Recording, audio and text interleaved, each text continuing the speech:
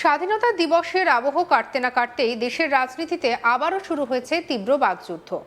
স্বাধীনতা সংগ্রাম, দেশাত্মবোধ এবং জাতীয় প্রতীককে ঘিরে রাজনৈতিক দলগুলোর মধ্যে চর্চা নতুন কিছু নয়, কিন্তু এবার যে বিষয়টি নিয়ে বিতর্ক তৈরি হয়েছে তার সঙ্গে জড়িয়ে রয়েছে ভারতের স্বাধীনতা আন্দোলনের অন্যতম গুরুত্বপূর্ণ প্রতীক বন্দে মাতরম। আর সেই গানটিকে ঘিরেই বিজেপি এবং কংগ্রেসের মধ্যে নতুন করে শুরু হয়েছে রাজনৈতিক সংঘাত। স্বাধীনতা দিবসের অনুষ্ঠানে ঠিক কি ঘটেছিল তা নিয়ে দু দলের বক্তব্য সম্পূর্ণ আলাদা। বিজেপির অভিযোগ, কংগ্রেসের অনুষ্ঠানে বন্দে মাতরম গানটির সময় গাওয়া মাঝপথে থামিয়ে দেওয়ার চেষ্টা করা হয়, আর সেই অভিযোগকে সামনে রেখেই কংগ্রেসের শীর্ষ নেতৃত্বের তীব্র আক্রমণ করেছেন কেন্দ্রীয় স্বরাষ্ট্রমন্ত্রী অমিত শাহ। অন্যদিকে কংগ্রেস বলছে বিজেপি ঘটনাটিকে ভুলভাবে ব্যাখ্যা করছে। সোনিয়া গান্ধী গান থামানোর কোনো নির্দেশ দেননি বলেই দাবি করেছেন তিনি।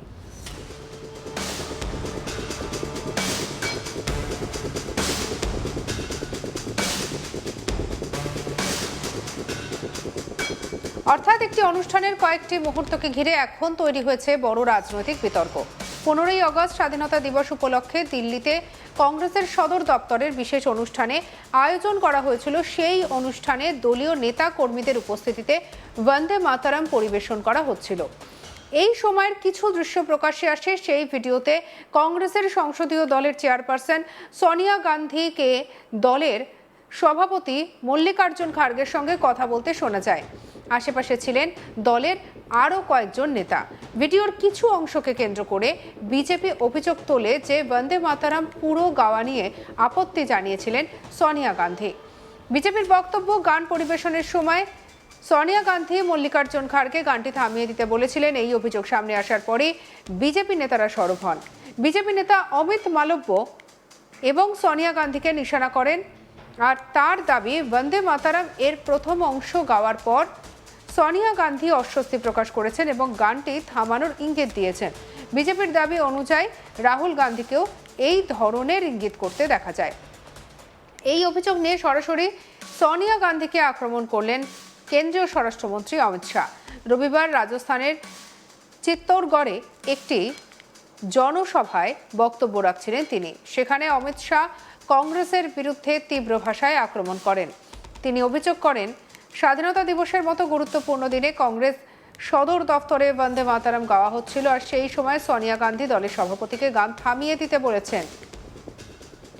অমিত শাহ এই ঘটনাকে অত্যন্ত গুরুতর বলে উল্লেখ করেছেন। তিনি বলেন, দেশের কোটি কোটি মানুষ এই দৃশ্য দেখেছে।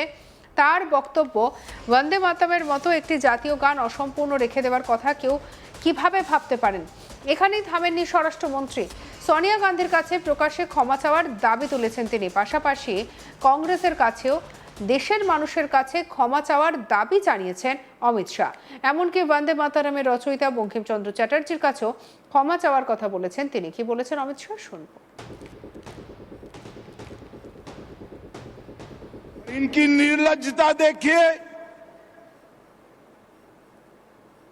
कांग्रेस पार्टी के मुख्यालय पर वंदे मातरम का गान हो रहा था। चालू गान में कांग्रेस की नेत्री सोनिया जी ने कांग्रेस अध्यक्ष को गान रोकने का कहा। हम सब टीवी पर देखते रह गए। 80 साल के बाद बंकिम बाबू का ये अमर मंत्र, अमर गान जब फिर से सम्मान प्राप्त कर रहा है, वो भी सोनिया जी को राज नहीं आता है। सोनिया जी, 140 करोड़ की जनता आपको देख रही है। आपके द्वारा किया गया ये पाप इस देश की जनता कभी माफ नहीं करेगी, कभी माफ नहीं करेगी।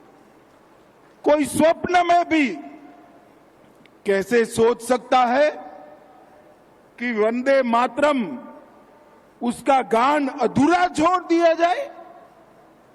कांग्रेसियों को शर्म आनी चाहिए, और जरा भी शर्म बची है तो दो हाथ जोड़कर बंकिम बाबू की अमर आत्मा से और देश की जनता से माफी मांगनी चाहिए।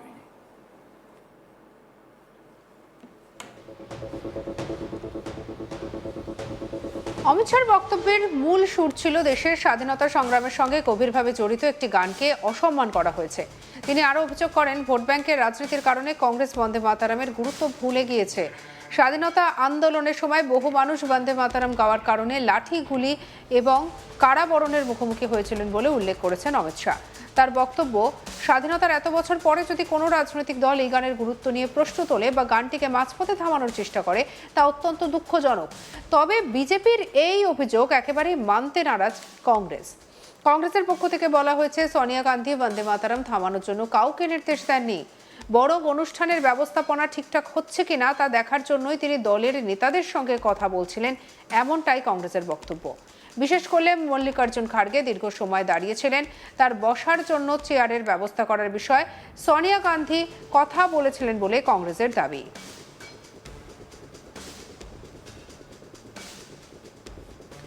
অর্থাৎ বিজেপি যে দৃশ্যকে গান থামানোর ইঙ্গিত হিসেবে দেখছে, কংগ্রেস সেটিকে সম্পূর্ণ অন্যভাবে ব্যাখ্যা করছে। এখন প্রশ্ন, বন্দে মাতারাম নিয়ে কেন এত বিতর্ক? এর উত্তর লুকিয়ে রয়েছে ভারতের স্বাধীনতা আন্দোলনের ইতিহাসে। বঙ্কিমচন্দ্র চ্যাটার্জির লেখা বন্দে মাতারাম স্বাধীনতা সংগ্রামের সময় দেশাত্মবোধ জাগানোর অন্যতম গুরুত্বপূর্ণ গান হয়ে উঠেছিল। স্বাধীনতা আন্দোলনের বহু সভা, মিছিল এবং রাজনৈতিক কর্মসূচিতে এই গান শোনা যেত। ভারতের স্বাধীনতার ইতিহাসের সঙ্গে তাই গানটির আবেগ এবং গুরুত্ব গভীরভাবে জড়িয়ে রয়েছে। আর এই বছর বন্দে মাতারামকে ঘিরে গুরুত্ব আরও বেড়েছে। 2026 সালে গানটির 150 বছর পূর্তি উপলক্ষে দেশ জুড়ে বিশেষভাবে গানটির ঐতিহাসিক গুরুত্ব তুলে ধরা হয়েছে। স্বাধীনতা দিবসের অনুষ্ঠানে বন্দে মাতারাম বিশেষভাবে সামনে এসেছে। এই পরিস্থিতিতে কংগ্রেসের স্বাধীনতা দিবসের অনুষ্ঠানের ভিডিও সামনে আসায় বিতর্ক আরও তীব্র হয়েছে। বিজেপির বক্তব্য, জাতীয় গানের ক্ষেত্রে কোনো ধরনের অসম্মান বরদাস্ত করা যায় না। অন্যদিকে কংগ্রেসের দাবি, ঘটনাটিকে ইচ্ছাকৃতভাবে রাজনৈতিক ইস্যু বানানো হয়েছে।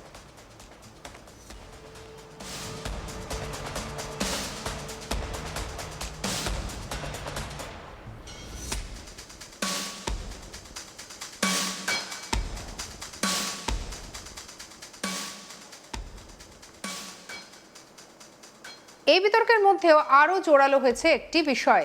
বন্দে মাতারাম হলো ভারতের জাতীয় গান, অন্যদিকে জনগণমন হলো ভারতের জাতীয় সঙ্গীত। জাতীয় গান এবং জাতীয় সঙ্গীত দুই ক্ষেত্রেই স্বাধীনতা সংগ্রামের ইতিহাস এবং জাতীয় পরিচয়ের গুরুত্বপূর্ণ প্রতীক রয়েছে। তাই এই ধরনের বিষয় নিয়ে রাজনৈতিক বিতর্ক তৈরি হলে তার প্রভাবও অনেক বেশি হয়। অমিত শাহ ঘটনাকে শুধুমাত্র একটি অনুষ্ঠানের ভুল বোঝাবুঝি হিসেবে দেখছেন না, তিনি এটিকে কংগ্রেসের রাজনৈতিক অবস্থানের সঙ্গে যুক্ত করেছেন। তার অভিযোগ, কংগ্রেস ভোট ব্যাংকের রাজনীতির কারণে বন্দে মাতারামের মতো জাতীয় প্রতীকের গুরুত্ব উপেক্ষা করছে। অন্যদিকে কংগ্রেসের পাল্টা বক্তব্য, স্বাধীনতা সংগ্রামের ইতিহাসে বন্দে মাতারামের ভূমিকা কংগ্রেস খুব ভালোভাবে জানে, ফলে গানটির প্রতি অসম্মান করার প্রশ্নই ওঠে না। আপনার কি মতামত? আপনি কি মনে করেন? জানাতে ভুলবেন না কমেন্ট সেকশনে। সাবস্ক্রাইব করুন আজ তাক বাংলাকে।